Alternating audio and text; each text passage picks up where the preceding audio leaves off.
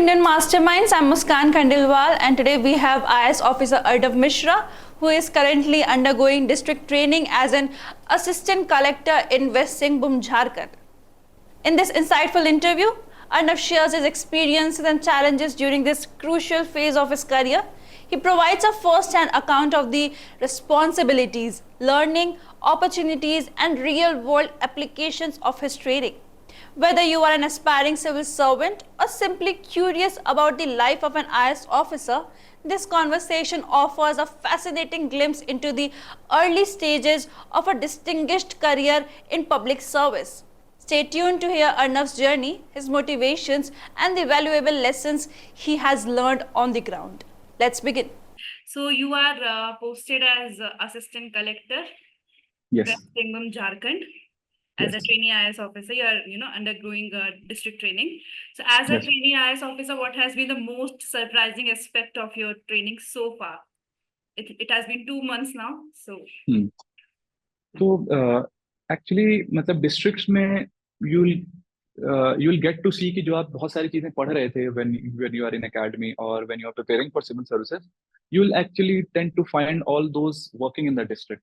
तो आप जब उसको काम करते हुए उन मशीनरी को, उन स्कीम्स को ग्राउंड पे एप्लीकेशन देखते हो, जैसे मनरेगा हो गया या हर घर नल जल योजना हो गई, इस तरीके की जो बहुत बड़ी बड़ी स्कीम्स हैं, इनको आप जब इनका प्रैक्टिकल एप्लीकेशन देखते हो ग्राउंड पे, तो वो बहुत ही फैसिनेटिंग होता है, क्योंकि मतलब you have been reading them for so long, मतलब आप उनके बारे में कब से पढ़ रहे थे कि ये स्कीम होती है, ग्राम स्वराज योजना है, ये योजना है, ये ऐसी स्कीम है, वैसी स्कीम है।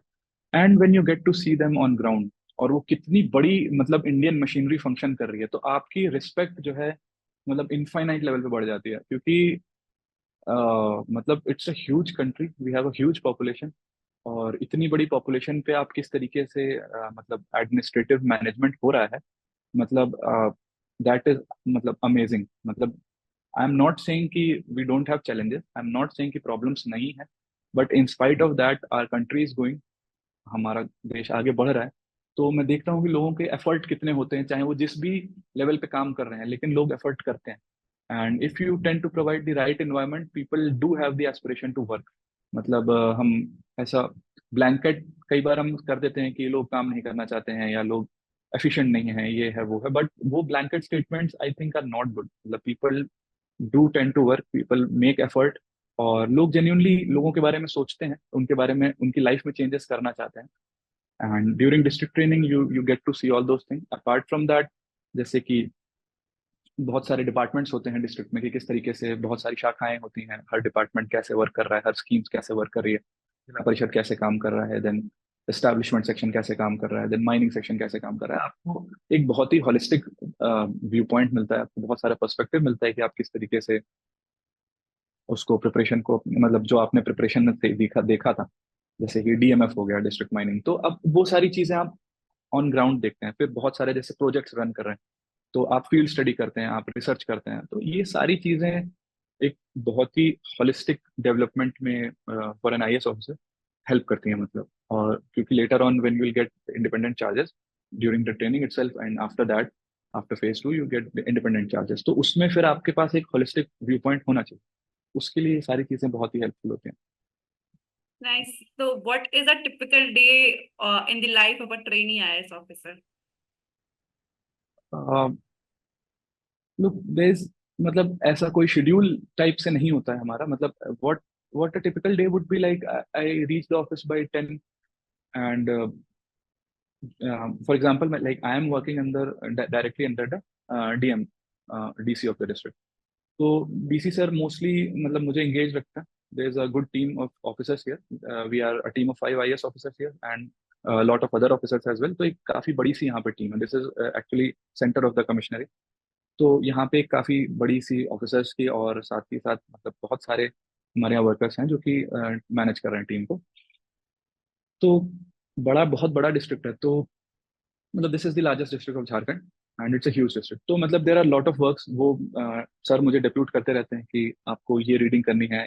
जैसे अपार्ट फ्रॉम माई अटैचमेंट्स, जैसे कि मेरा एक अटैचमेंट शेड्यूल है, तो I am going to that all those attachments, different departments. Apart from that, a lot of work is deputed to me by either the DC sir और the DDC, the development part of, मतलब जैसे कि एक यहाँ पे hierarchy होती है कि जैसे डीसी सर रहते हैं, फिर उनके डेवलपमेंटल हायरार्की में डीडीसी सर होते हैं, डिप्टी डेवलपमेंट कमिश्नर। तो वो लोग मुझे काम डेप्यूट करते हैं, और वो काम मैं, जैसे फाइल्स हो गई कि किसी पुराना मैटर चल रहा है तो उनकी फाइल रीडिंग करी, या फिर कोई स्कीम नई लॉन्च होने वाली उनकी फाइल रीडिंग करी, फिर जो भी मीटिंग्स होती हैं उनको अटेंड किया।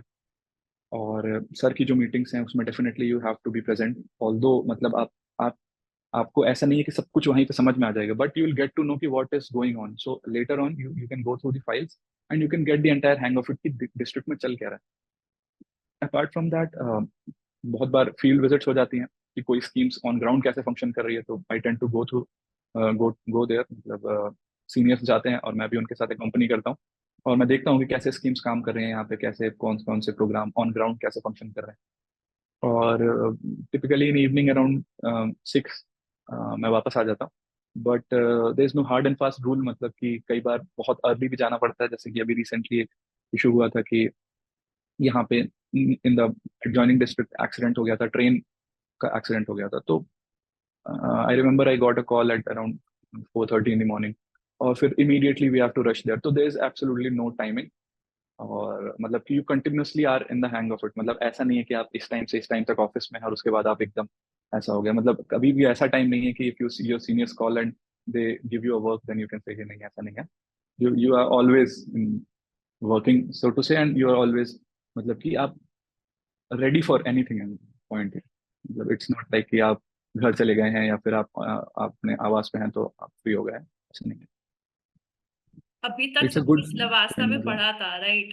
पढ़ रहे थे, हम्म। देख रहे थे, बताया जा रहा था कि आप जब ऑन फील्ड जाओगे या आपको पोस्टिंग मिलेगी डिस्ट्रिक्ट ट्रेनिंग में, तो ऐसा है। तो how is it different in the real world?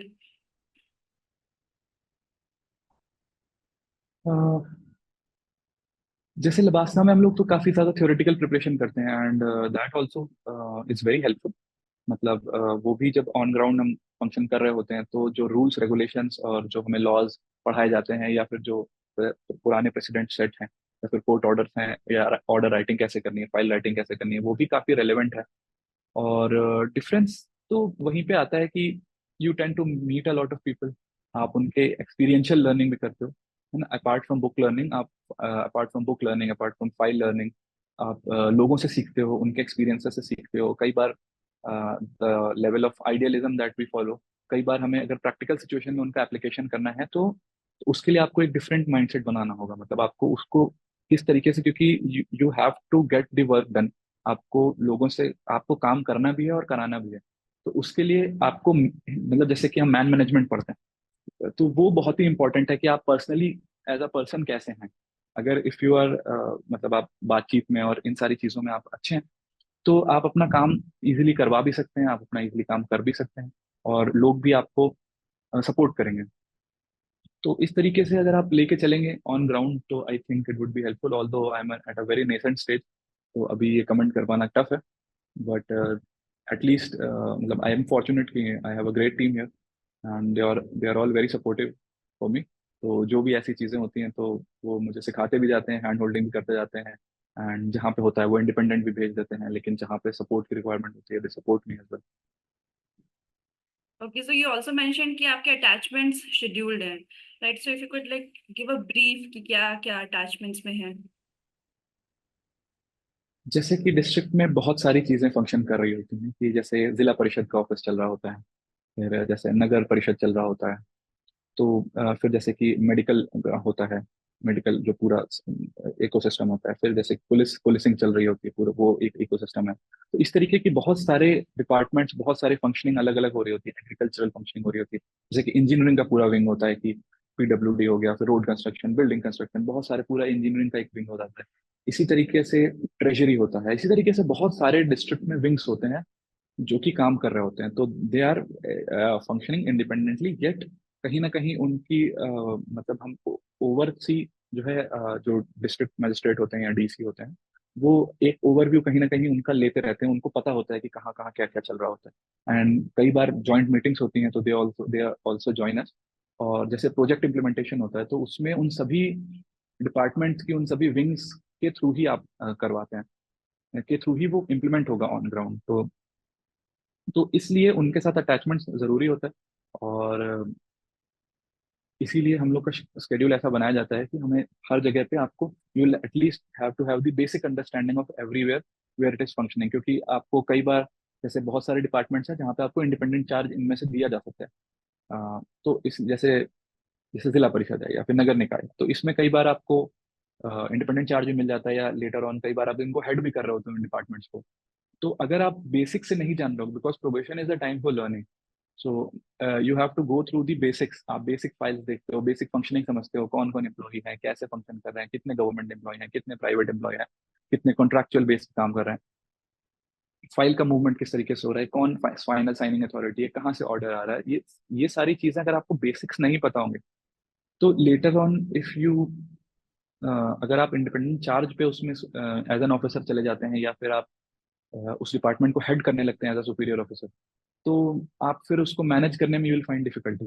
मतलब आपको जब बेसिक्स नहीं पता हो, तो दैट इज इट कि अगर आपको एकदम बेसिक टू द बेसिक भी पता होना चाहिए सब कुछ, और then only you can maintain a check, then only you can, मतलब जो एक इंटर डिपार्टमेंटल कोऑर्डिनेशन है वो आप एट द सीनियर लेवल कैसे मेंटेन कर पाएंगे अगर आपको पता ही नहीं है कि वो डिपार्टमेंट्स काम क्या कर रहे हैं। ऐसे ऐसे पचासों डिपार्टमेंट काम कर रहे होते हैं, तो you you have to get the hand of every. Right. Okay. So, any experience from your field training that had a significant impact on your understanding of public administration? I would say, as I talked about कि अभी वही जो एक unfortunate happening हुआ था, accident, rail accident हो गया था, एंड काफ़ी अनफॉर्चुनेट था क्योंकि दो लोगों की जान भी उसमें चली गई थी। And but I can say कि this level of coordination and the level of administration का जो इंटर डिपार्टमेंटल भी कह सकते हैं और इंटर डिस्ट्रिक्ट भी कह सकते हैं, जो कोऑर्डिनेशन मैंने देखा वो मतलब नेक्स्ट लेवल था।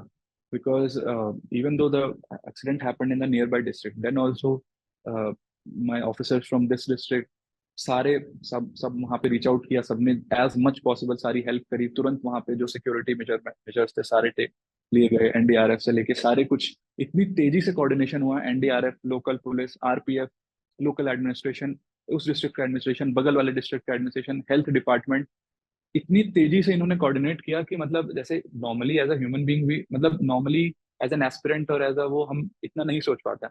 बट मैंने extraordinary level of coordination देखा वहाँ पे कि कितनी इजीली फंक्शन कर रहे हैं और कितनी जल्दी उन्होंने उस सिचुएशन को मैनेज किया कि मतलब we had around 20 injured people, और बट वी वर फॉर्चुनेट क्योंकि जिस जिस स्केल का एक्सीडेंट था, मतलब बहुत ज़्यादा हो सकती थी problem, but the level of coordination and management I think was phenomenal.